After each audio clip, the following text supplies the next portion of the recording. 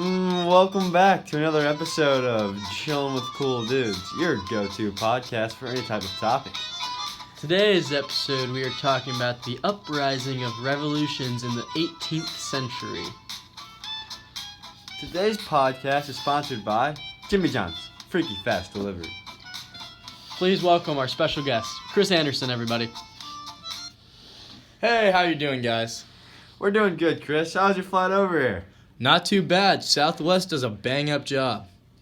Now, let's hop into our discussion for today. So, Chris, how do you think Enlightenment really affected revolution and rebellion in the 18th century? Well, that's great, Connor. But first, let's talk about what Enlightenment actually means.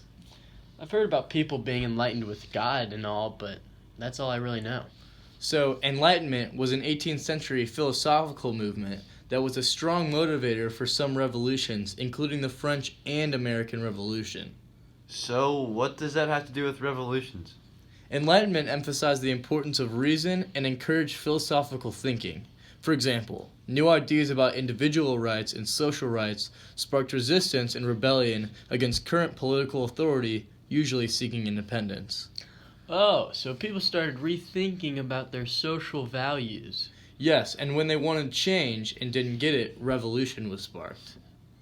Ah, interesting. Also, didn't this idea of enlightenment spark a new enlightened religion? Yes, this religion was called deism. This religion believed God created all and gave us all a set of natural laws, but does not intervene in our world. To understand God, they discovered him through the contemplation of natural laws. Wow, that is really fascinating. I've never heard of that religion. So, what kinds of places had these revolutions that included Enlightenment, and who was involved?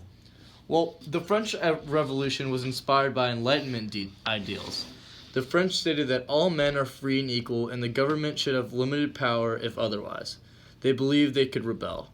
They also felt that the people of the first estate had special privileges over the lower estates, which caused an uprising. Huh. Nice. So, I was doing some research of my own, and something that came to my attention was the Haitian Revolution, and that Haiti's revolt was based around mainly the slaves, and that was the only successful slave revolt in history.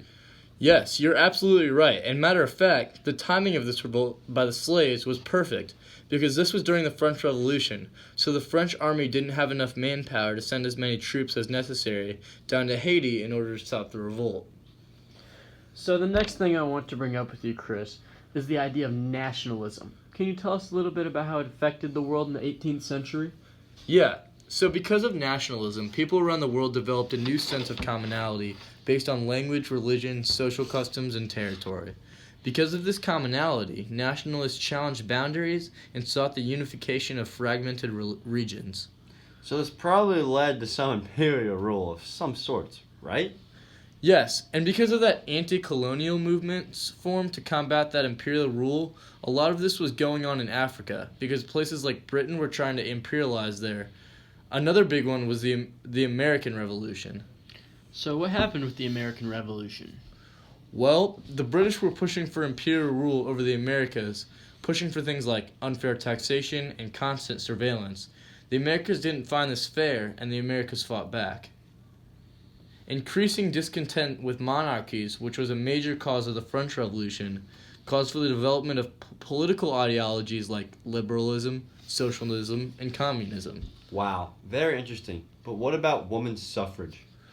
Well, women in the 18th century had very little rights. For starters, a married woman could not own property. Some women had jobs, but many jobs were closed off for a woman, such as doctors and teachers. Women also did not have the right to vote. Well, were there any women's suffrages movements at this time? Well, yes, actually. There was the Seneca Falls Convention in 1848, and this was the first women's rights convention in the United States. They fought for equality for women amongst men, including right to vote and equal rights. Well, that's all the time we have today, folks. Thanks for tuning in. And check back in tomorrow when we talk about how markers are made. And remember, this podcast is sponsored by Jimmy John's Freaky Fast Delivery.